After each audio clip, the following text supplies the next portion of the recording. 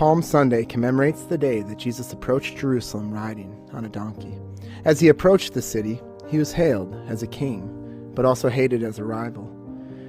As the first of our Holy Week celebrations, Palm Sunday ushers in a narrative that will lead to the eventual betrayal and death of God's Son, but results in the glorious resurrection as the Savior of the world.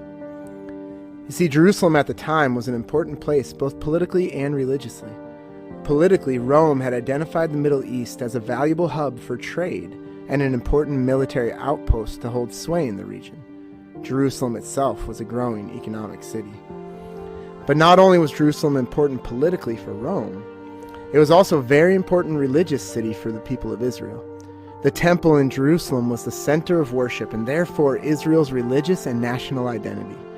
This made Jerusalem the hot location for all the Jewish religious festivals and ceremonies. The city was always busy, but never more busy than during the Jewish Passover celebration. This important festival and meal brought Jewish pilgrims from all over back to the holy city. Jesus began his journey from the nearby town of Bethany. It's very close to Jerusalem. He sent two of his disciples ahead of him to borrow a young donkey and bring it to him. This was a purposeful move.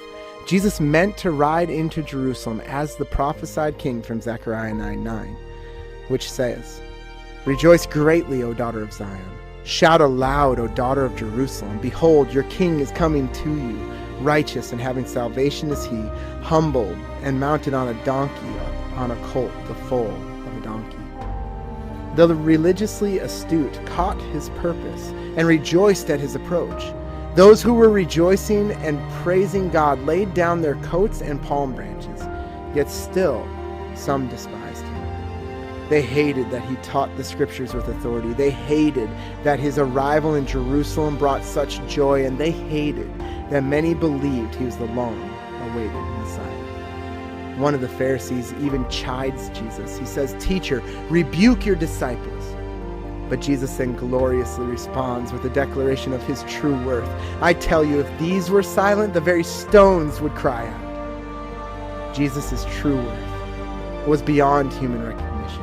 Whether the crowds worshipped or not, creation would pick up the anthem of praise.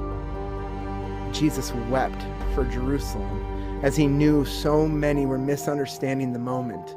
The Son of God was at the gate, and he was bringing with him salvation. Yet, by the end of this very week, Jerusalem, and with them all Israel, would reject him. There's one other thing, though, that's worth considering about Jesus' approach. At the time of Christ, the political situation in Jerusalem was combustible. In the past 100 years, there had been a couple of insurrections seeking to free Israel from Roman occupation. The memory of these events stayed with the people of Israel, especially the occupants of Jerusalem. As the potential Messiah was approaching Jerusalem, fresh off events where he was healing the sick and raising the dead, those who were filled with dreams of freedom were being stirred up to a fever pitch by the possibilities. Could this be the king they had been waiting for? Could he unseat the Roman oppression and finally reclaim David's throne? All of these questions, as well as Jesus' actions, contributed to his condemnation by the Jerusalem's religious and political leaders. But their approval did not matter, because Jesus didn't come to simply set Israel free from Rome. He came to set the world free from sin. At the end of the first day of the Holy Week, Jesus visits the temple to pray and reflect, foreshadowing the events of the next day as Jesus would visit the temple again, but this time to correct the corruption of worship in the house of the Lord. Let us today pray that we do not miss the importance of Palm Sunday, and that we would allow the story of Jesus' triumphal entry to ready our hearts for the rest of Holy Week as we continue to behold the scenes of Easter.